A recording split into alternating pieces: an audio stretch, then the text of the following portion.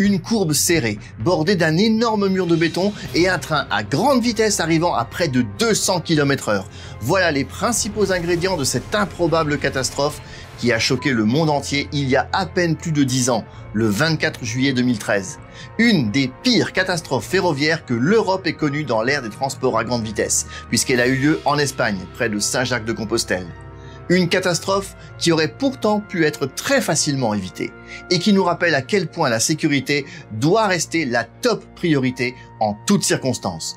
Voici l'histoire du train fou de la ligne Madrid-Ferrol.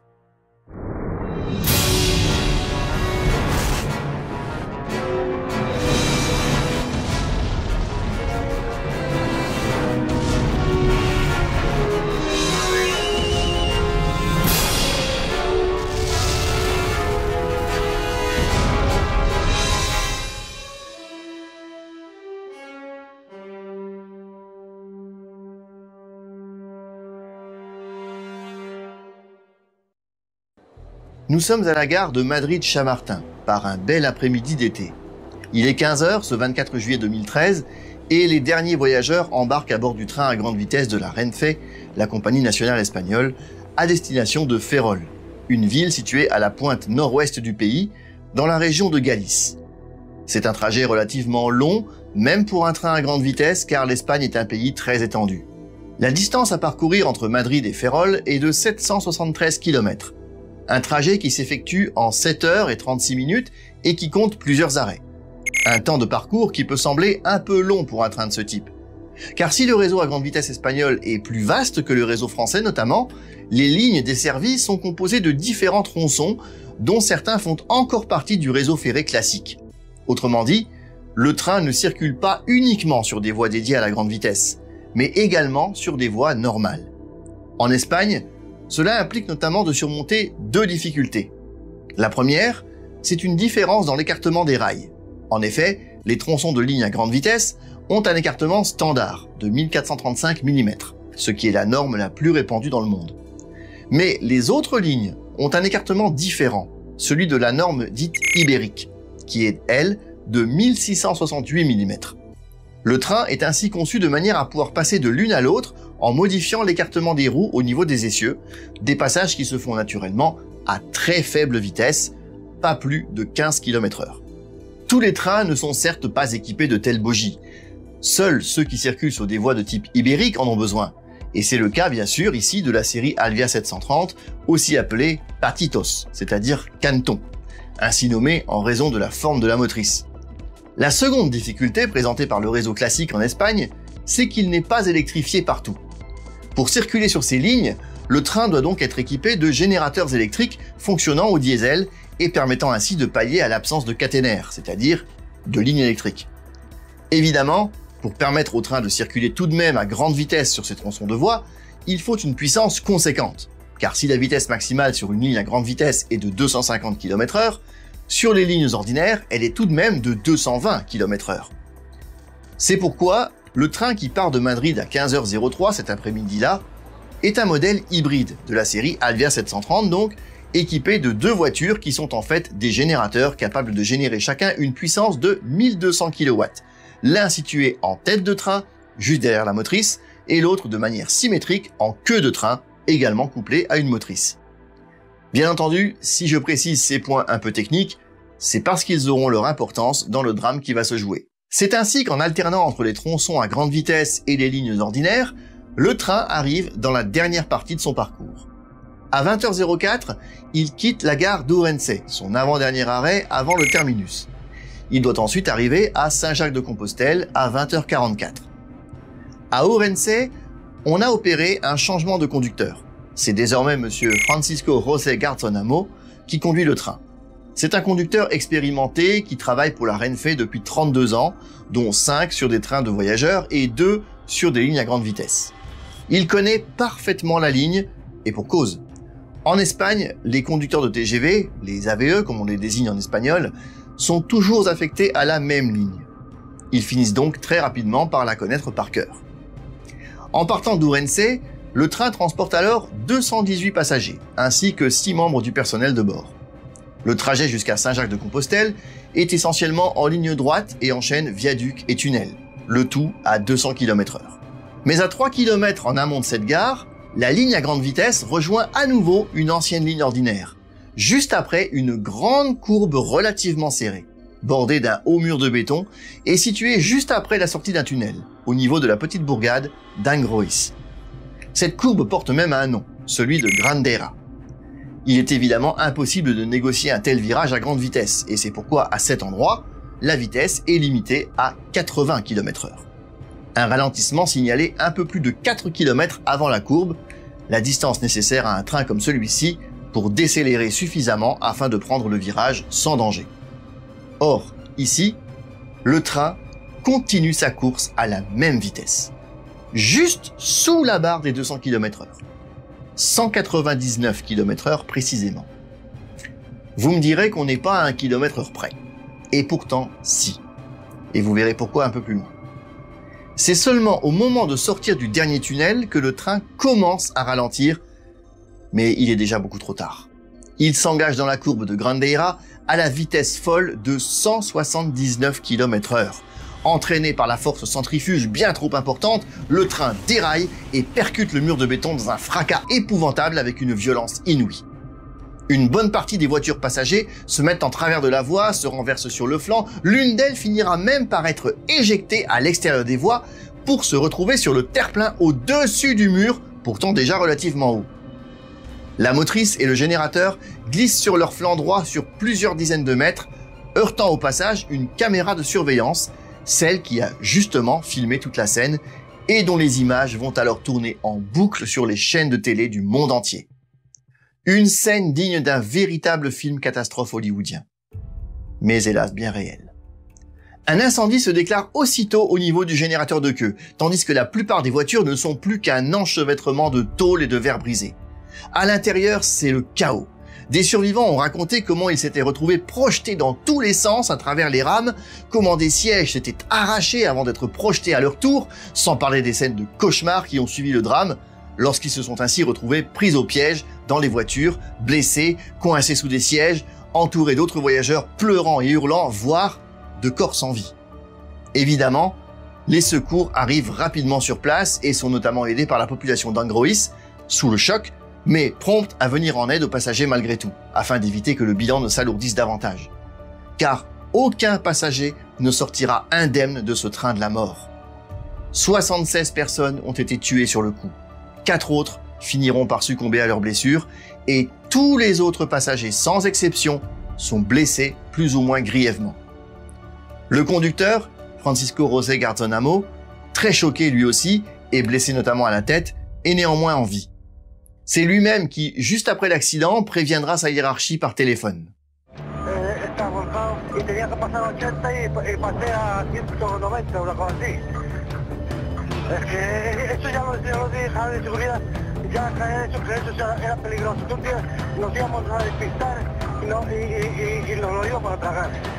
Ay, Dios mío, es que esto es inhumano, esta curva. Dios mío, pobres viajeros. Ojalá no haya ningún muerto. Et c'est son téléphone qui d'ailleurs va vite devenir un élément capital de l'enquête qui va suivre. Parce que bien sûr, il va maintenant falloir déterminer la ou les causes de l'accident. Et justement, l'emploi du singulier ou du pluriel est important dans ce drame. Car comme vous allez le voir, pour les uns, il y a une cause unique, et pour les autres, des causes multiples. Or, une telle catastrophe ne peut pas être traitée avec légèreté. Alors il va nous falloir déterminer ce qui s'est vraiment passé et s'il y a ou non plusieurs causes. Naturellement, la cause la plus évidente de l'accident, c'est la vitesse excessive du train au moment d'entrer dans la courbe. Celle-ci était effectivement plus du double de celle préconisée pour prendre un tel virage. Donc, la première question que tout le monde se pose devient forcément: pourquoi le train roulait-il aussi vite à cet endroit? S'agit-il d'une erreur humaine? Le train avait-il un problème qui l'empêchait de ralentir? Cette dernière hypothèse est très rapidement écartée car le train était en parfait état de marche et les conditions étaient optimales. Pourtant, on découvre aussi très vite que le conducteur a déclenché le freinage d'urgence en sortant du tunnel. On pourrait en conclure que c'était là une mesure désespérée parce que le train refusait de ralentir. En effet, pour parcourir les 4 km séparant le premier signal indiquant qu'il était nécessaire de ralentir et la courbe Grandeira, il faut moins de 2 minutes à cette vitesse. Et 2 minutes, dans ce genre de situation, ça passe très vite. Le conducteur a-t-il tout tenté pour faire ralentir son train en vain avant d'actionner le frein d'urgence dans un geste désespéré? C'eût été un scénario possible, en effet. Mais une fois encore, un élément crucial va venir contredire cette hypothèse pour orienter l'enquête vers une erreur humaine. Car le conducteur n'a tout simplement pas réagi à temps. Il n'a pas cherché à faire ralentir le train avant la sortie du dernier tunnel et a continué de rouler à tombeau ouvert jusqu'au dernier moment. Un comportement suicidaire? Certainement pas. Sinon, pourquoi aurait-il actionné le frein d'urgence? Un coup de folie subite pour tester les limites de l'engin? Hautement improbable si l'on en juge par ses états de service. Et José Garzonamo n'était pas homme à mettre consciemment ses passagers en danger, on l'a entendu. Reste l'erreur involontaire. L'inattention fatale qui lui a fait manquer les signaux jusqu'à la dernière minute où il a pris conscience de ce qui était en train de se passer. Bien entendu, il faut comprendre que les signaux en question ne sont pas de simples panneaux de signalisation comme on en trouve sur les routes. À 200 km/h sur une voie rectiligne, un être humain aurait beaucoup de mal, sinon à les voir, tout au moins à les distinguer clairement. Il s'agit de signaux perçus dans la cabine du conducteur, et en l'occurrence ici, de signaux acoustiques, autrement dit des sons. Rien de visuel, on va en reparler plus loin de toute façon. En plus, le conducteur effectuait toujours ce trajet depuis 2 ans, il connaissait donc la ligne par cœur. Son expérience aurait-elle joué contre lui au point de lui faire perdre conscience de la réalité et ignorer les signaux qui se faisaient entendre dans la cabine? Ou bien avait-il l'esprit ailleurs? Était-il préoccupé? Ou bien son attention était-elle distraite par autre chose? C'est malheureusement cette dernière hypothèse qui est la bonne. Car à 20h39 et 6 secondes, soit précisément 37 secondes avant le premier signal, le téléphone du conducteur a sonné. Alors, il faut tout de suite préciser qu'il ne s'agissait pas de son téléphone personnel, mais bien du téléphone mis à disposition des conducteurs par la compagnie de chemin de fer et destiné à des conversations strictement professionnelles. D'ailleurs, il arrive fréquemment que les conducteurs échangent ainsi des informations avec les contrôleurs notamment. En l'espèce, c'est justement l'un des contrôleurs du train qui a appelé José Garzonamo. Et celui-ci a pris la responsabilité de décrocher. Car les conducteurs sont libres de le faire ou non, s'ils estiment par exemple que ça peut nuire à la bonne conduite du train. Ici, José Garzonamo aurait sûrement mieux fait de ne jamais prendre l'appel du contrôleur. D'autant que la conversation n'était pas d'une importance extrême. Son collègue désirait simplement savoir sur quelle voie le train devait s'arrêter à Saint-Jacques-de-Compostelle suite à une question que venait de lui poser une famille de voyageurs. Et il est probable que le conducteur n'ait pas su répondre immédiatement et qu'il ait peut-être même contacté la compagnie pour obtenir l'information parce que les détails de la conversation ne sont pas rapportés par toutes les sources que j'ai pu trouver et pour certaines, il était en conversation avec le contrôleur, pour d'autres avec la compagnie. Difficile de faire la part des choses, donc cette info est à prendre avec des pincettes. Il n'empêche que, peu importe l'interlocuteur, José Garzonamo était bel et bien au téléphone pendant 1 minute et 42 secondes, jusqu'au moment où le train est sorti du dernier tunnel. Cette conversation l'a empêché d'entendre les signaux sonores lui indiquant qu'il fallait ralentir. Et lorsqu'il s'en est rendu compte, il était trop tard. Alors, à sa décharge, il faut aussi souligner à nouveau la monotonie du trajet avant la courbe de Grandeira. Rappelez-vous, une longue ligne droite entrecoupée de plusieurs tunnels. Ce genre de choses a tendance à faire facilement perdre les repères au conducteur. C'est un point qui est notamment mis en avant dans différentes études publiées par le monde médical et que j'ai pu trouver en faisant mes recherches. L'enquête penche donc très vite en faveur de l'erreur humaine, laquelle est en outre rapidement relayée dans la presse du monde entier, et l'opinion publique a vite fait de conclure à la responsabilité pleine et entière du conducteur. Alors, l'erreur humaine, seule et unique cause de l'accident. José Garzonamo, seul coupable à devoir porter sur ses épaules le poids ô combien accablant du décès de 80 voyageurs? Eh bien, il n'y a pas que les journalistes et l'opinion publique pour penser de la sorte. Car l'enquête judiciaire qui va suivre en arrivera à la même conclusion implacable. Pourtant, car oui, il y a un pourtant, et il est de taille. Pourtant, vous allez voir que des zones d'ombre ont subsisté après cette enquête. Et en creusant un peu, on s'aperçoit que, comme dans de nombreuses catastrophes, il n'y a pas qu'une seule cause, mais plusieurs. Et si la responsabilité du conducteur ne fait certes pas de doute, d'autres devraient pourtant endosser également leur part de responsabilité dans cette histoire.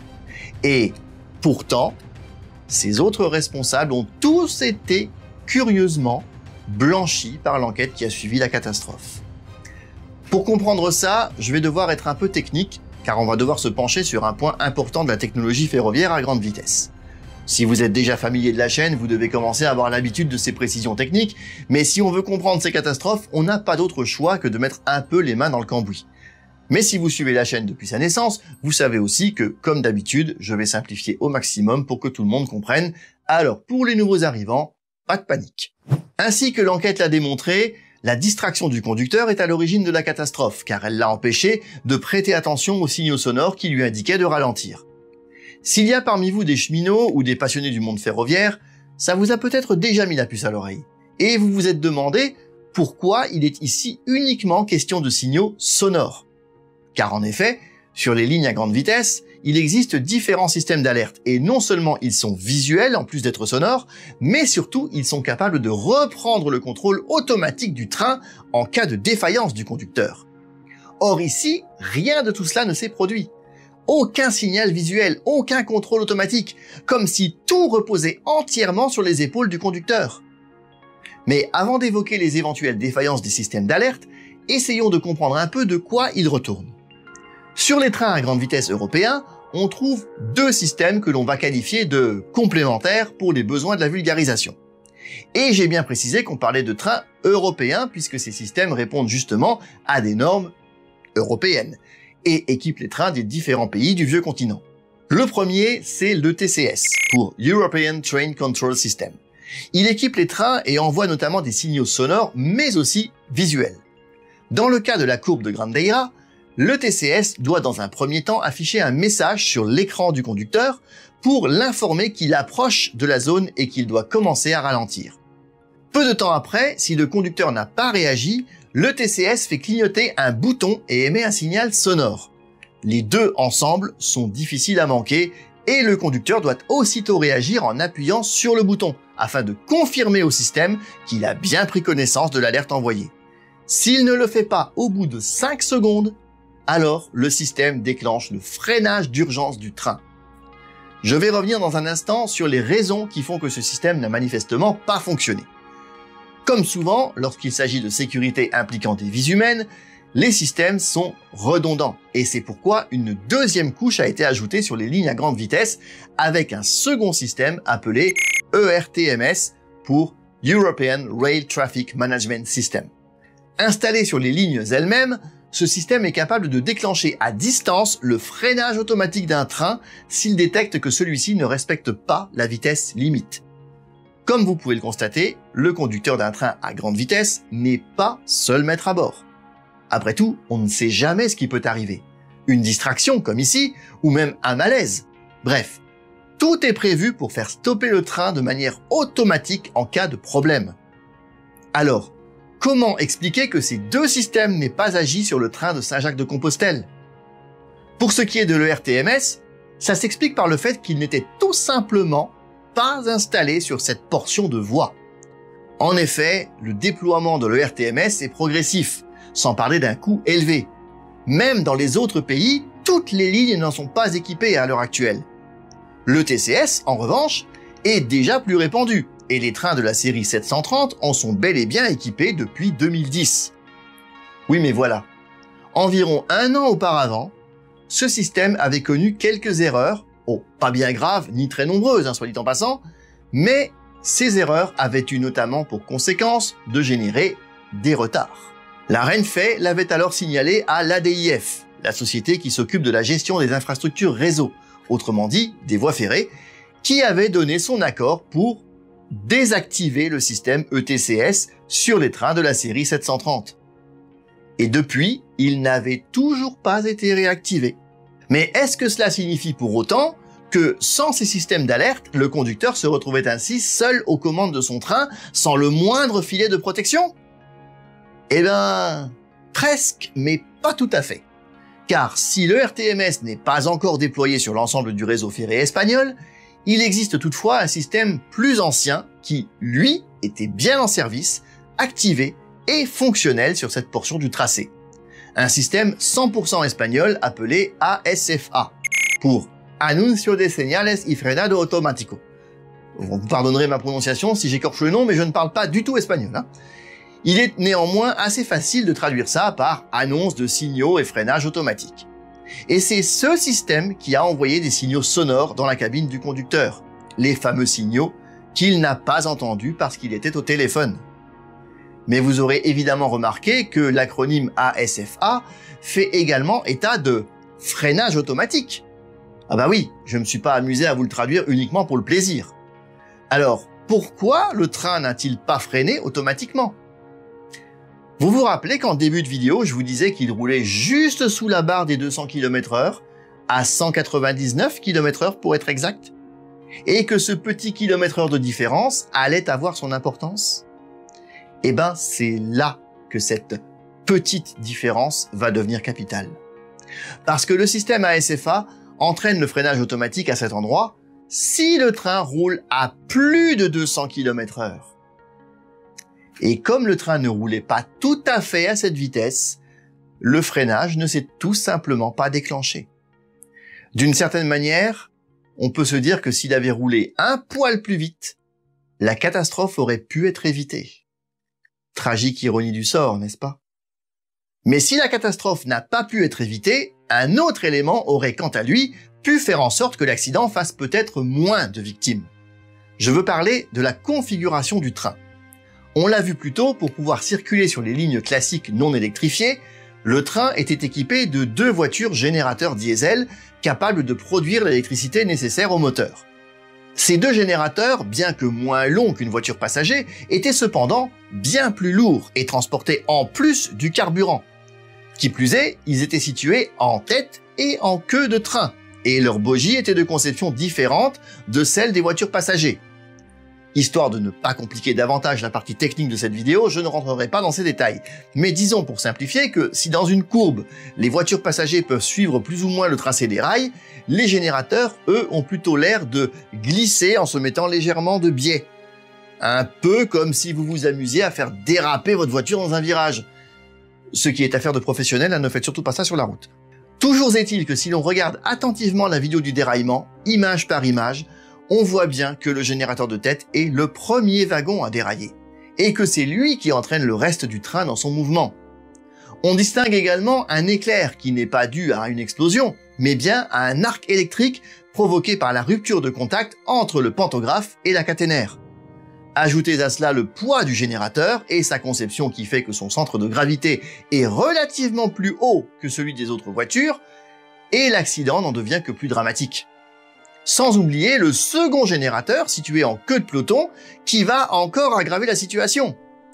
On vient d'évoquer à l'instant son poids et son centre de gravité, alors je vous laisse imaginer le résultat lorsque le générateur de queue, emporté par son élan, est venu s'écraser de toute sa force centrifuge contre les voitures qui se trouvaient devant lui. Pardon pour l'image qui n'a rien de drôle pour le coup, mais même les experts l'ont utilisé dans leur rapport. Les voitures passagers se sont ainsi retrouvées coincées entre les 2 générateurs, faisant du train un véritable accordéon. Et je rappelle que l'une de ces voitures s'est carrément retrouvée éjectée sur le talus, à plusieurs mètres au-dessus du niveau de la voie ferrée. Une chance que personne ne passait par là à ce moment-là, ou qu'il ne s'agissait pas d'une route fréquentée ou d'habitation. Mais malgré tout cela, les conclusions de l'enquête officielle, menée dans un premier temps par le Bureau d'enquête accident espagnol, la CIAF, cette fois il n'est pas nécessaire de préciser l'acronyme, puis dans un second temps par l'autorité judiciaire, finira par conclure à la responsabilité exclusive du conducteur Francisco José Cartsonamo. Et ce, malgré les éléments que je viens de vous exposer, également pointés du doigt par l'Agence européenne des transports ferroviaires, ainsi que par des associations de survivants et familles de victimes. Celles-ci ont notamment critiqué le fait que la CIAF dépend du ministère des Affaires publiques, risquant du même coup de compromettre la partialité de son enquête. Et par ailleurs, la RENFE et l'ADIF, dont on parlait tout à l'heure, ont également participé à l'enquête, ce qui permet de douter encore plus de la neutralité de celle-ci. C'est en effet en totale contradiction avec les lignes directrices européennes. En outre, au début de l'enquête, le conducteur n'était pas le seul à être mis en examen. Plusieurs fonctionnaires étaient également visés pour le manque de sécurité du réseau ferroviaire. Ces fonctionnaires ont néanmoins vu les charges qui pesaient sur eux étrangement abandonnées. De quoi alimenter d'autant plus la thèse selon laquelle l'enquête était largement biaisée. Les survivants et les proches des victimes avaient également demandé plus de 40 millions d'euros de dommages et intérêts à la Renfe, laquelle s'est alors retournée contre, devinez qui? Son partenaire, l'ADIF, l'agence qui gère le réseau. Voulant à tout prix éviter un scandale qui risquait de l'éclabousser copieusement au passage sans doute, le gouvernement de l'époque a fait en sorte de bloquer un éventuel procès entre les deux groupes publics. Et pour finir, le conducteur sera jugé seul responsable et écopera de 4 ans de prison et 6 ans d'interdiction de conduire un train. Toutefois, en 2018, après un changement de gouvernement, le ministère des Transports a promis d'ouvrir une nouvelle enquête approfondie et que plus personne ne serait à l'abri, je cite, « en raison de son emploi ou de ses amis ». Pour le moment, difficile, voire impossible de savoir si une nouvelle enquête est effectivement en cours et si de nouvelles condamnations finiront par tomber. À noter que dans son rapport final, la CIAF a évidemment émis des recommandations pour éviter qu'une telle catastrophe se reproduise. Recommandations qui visent quasiment toutes le comportement des conducteurs. Ah si, en tout dernier point, elle évoque le fait d'intégrer des systèmes informatiques pour permettre la décélération rapide des trains. Là encore, il est compliqué de trouver des infos fiables et surtout récentes. Mais si le système ETCS a été réactivé en août 2014, soit plus d'1 an après le drame quand même, en 2020, le secteur de la courbe de la Grandeira n'était toujours pas équipé de l'ERTMS. Merci d'avoir suivi cette vidéo jusqu'ici. Comme d'habitude, je vous encourage à la liker, à la commenter, à la partager autour de vous surtout, c'est important pour faire connaître la chaîne.